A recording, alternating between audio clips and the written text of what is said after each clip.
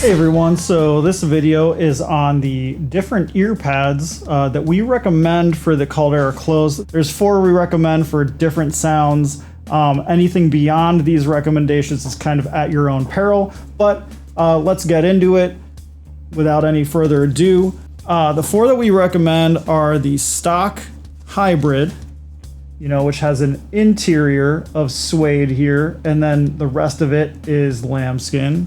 Then the protein slim pads, which are all protein.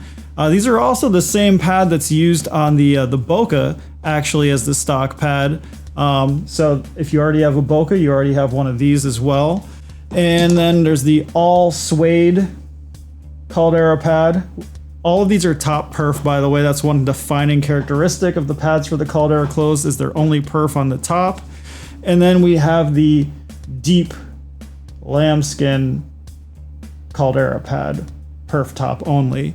And all of these you can kind of see a different amount of perforation. On this guy, you can see there's more perforations. On the suede, there's left. I kind of tweaked these to kind of find the common ground of what I felt worked best. So let's go into the measurements real quick. As you probably can see, I took them with the Brule & Care 5128 here. I find it's just the most accurate, especially in the treble, which is where you can see some of the differences. And let's start with the stock and the deep pad here. And I think one of the things that I kind of want to emphasize on the different pads for the Caldera close is just that you're not going to see a giant difference in the measurements. The bigger difference is going to be felt in kind of the timbre of how the different ear pads damp a little bit, because the difference in frequency response isn't super great. So you'll be able to kind of find what feels best to you and also what makes those minute differences. So you can see with the deep pad here, everything's pretty similar on both of these. So you're not going to have a giant difference amongst these two. If we take away the deep pad and then go to the suede, you'll see the suede is always the most damped pad, just because the suede material has that kind of plush feeling to it and kind of dulls the transients ever so slightly. And you can kind of see things are smoothed out just a touch in some of those upper frequencies. And then the biggest difference of the pads from stock is definitely the protein pads. As you get the bass added in a little bit there, kind of that extra transient snap. And then there's also a little more between that 4 to 7, 8K area as well. And protein pads, I definitely find the most different out of any of these. Personally, it's just the protein material is so different than the suede or the lambskin that it kind of gives a more exciting, more transiently fast sound. I definitely use it on some of my amps that are a little warmer, because I kind of like how it adds in some of that transient response and extra energy.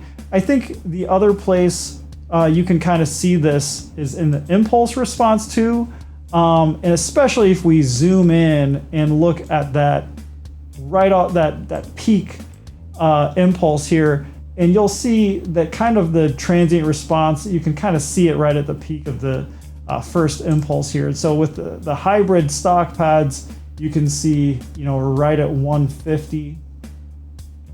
And then if we go to the deep, you can see it's a little greater. There's no suede in the deep pad, so it goes just a tiny bit from 150 to 155 there. Then with the suede being the most damped pad, you'll see from stock that it goes down a little bit. So it goes down all the way to 140. I know that almost is kind of hard to see there. Sorry, maybe I shouldn't have made that green. It goes 150 to 140 with the suede. And then with the protein, you can see that's kind of where you see that impulse, that transient response just getting a little more aggressive. It goes from 150 to 160. And so that's just one of the ways to kind of look at that off the bat transient response. You can look at it in burst responses or CSDs and other stuff, but it's one of the easiest ways to see it off the bat when you kind of really zoom in there. And so if you're looking for that fastest transient response, protein is going to have it. The hybrid is definitely the middle ground. But then you go to all lambskin with the deep and you get, just a little bit more as well.